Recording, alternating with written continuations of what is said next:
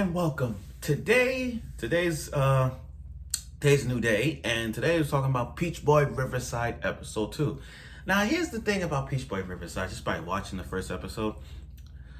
The last week's episode of Peach Boy Riverside was so epic. Now, I know that the first episode didn't really give us all the information we need. It didn't really kick off was like a storyline behind it all. It just didn't explain who is Sally, where she came from, and all that stuff. We got little flashbacks of Sally when she had long pigtails, and that dramatic peach eye ability that she used. This episode, I'm not gonna lie to you, it was okay. Not like it's like let me put this. Episode 2 of Peach Boy Riverside is like one of those test scores you get, like. You got a 75, so I'm like, you got a 75% on your test. You'd be like, okay, that's fine. You know what I mean? It's like that. So episode 2 didn't really give us all that. But this shows the blood, like more blood and more destruction than ever before. And plus we got to see Mikoto in action, the Peach Boy himself with the blue peach eye. So again, this episode didn't really get impactful ways, but at least we're going to see more on the journeys along the way in Peach Boy Riverside.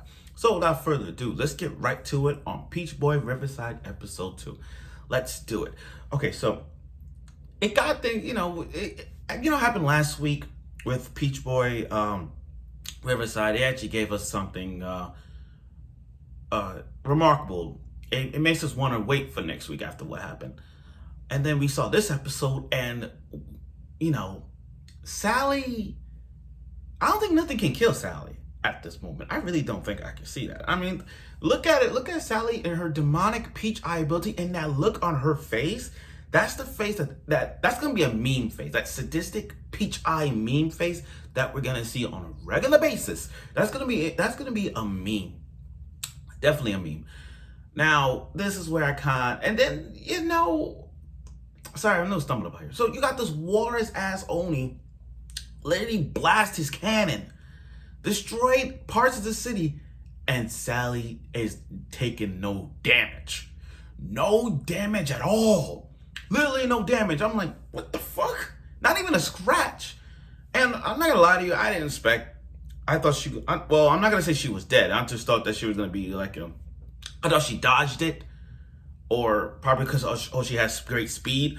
But she just in that same area, that same line with Haru got hit, and that cannon literally blasted the entire kingdom. Not only that, I mean, not blast parts of the city, and Sally didn't take no damage. I'm like, what the fuck?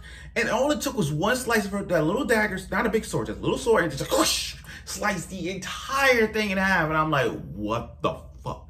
She is busted. I didn't think, I mean, head chopped off or something. As a matter of fact, one of the best things I like about that fight scene was when that war's only about to punch, she literally just grabbed it. And she was gonna crush it. But she looked like, he stepped back. He's like, whoa, I can't lose them. I can't lose another arm.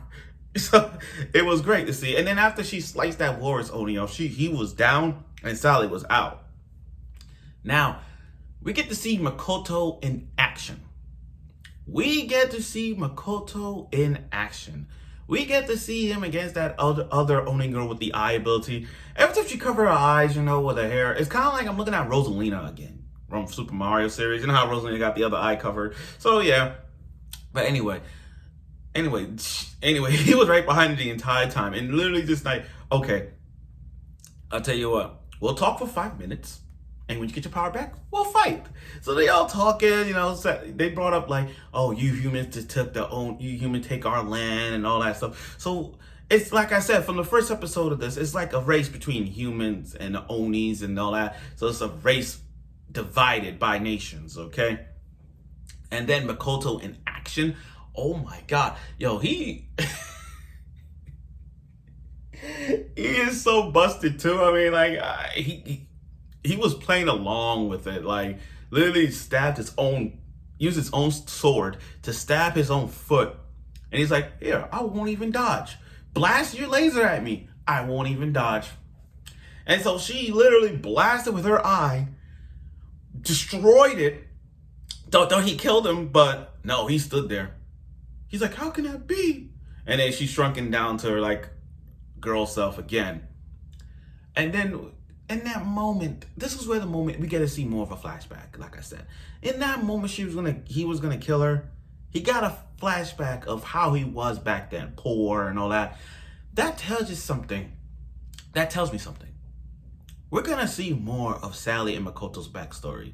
There's gonna be a backstory between these two, and I can't wait to see that. And I think, and I'm not saying I read it. I got this prediction that Sally and Mikoto are gonna meet prior to like almost the last episode. That's what I see. They're gonna meet like in the last episode, so we can see where this is gonna lead to. We'll see how that goes. Now, they did show other characters in the shadows as well, but we're gonna get to that. Probably next week, we're gonna introduce more characters. Let's see how that is. I mean, the ending gave it away of who we're gonna see. And I think one guy who's tall looked like Arthur from Fire Force. That's just me. But anyway, he did not kill the Oni girl. So she's like, okay, I'm gonna take your eye, I'm gonna cut your horn. So now you're just a regular human. You ain't got no ability at all. You ain't got none. You're just a regular human. And that dog came out of nowhere.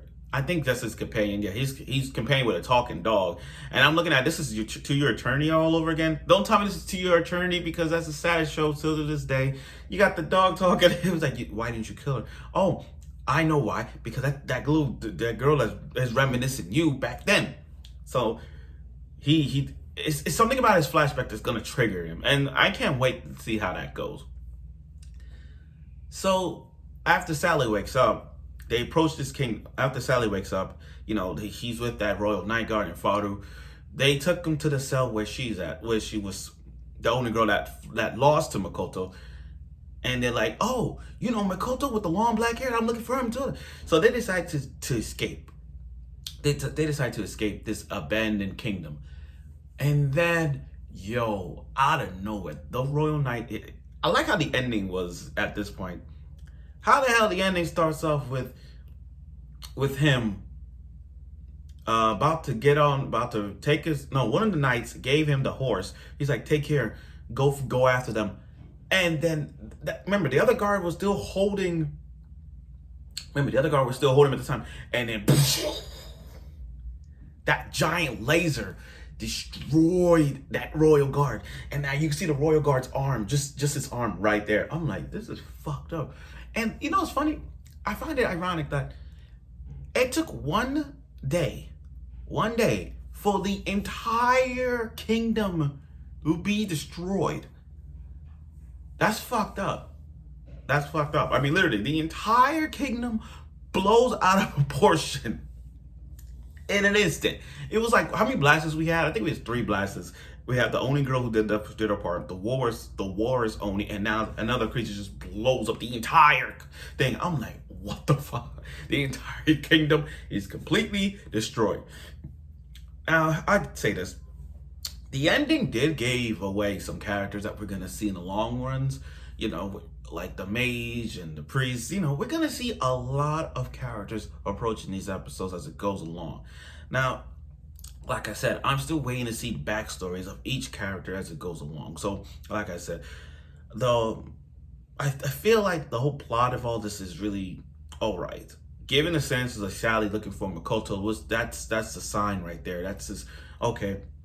That's the whole premise of the storyline. But still, I still want to know about Sally backstory. Now, here's the thing. I'm just taking a guess.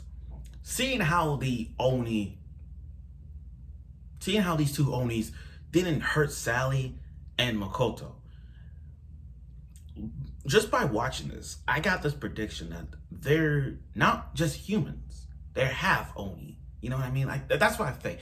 I believe that they're half human and half Oni, because you can't have, like, come on, a human survive a blast like that with no scratches, scars, nothing? I'm telling you right now, they freaking half human, half Oni. I'm just taking a guess.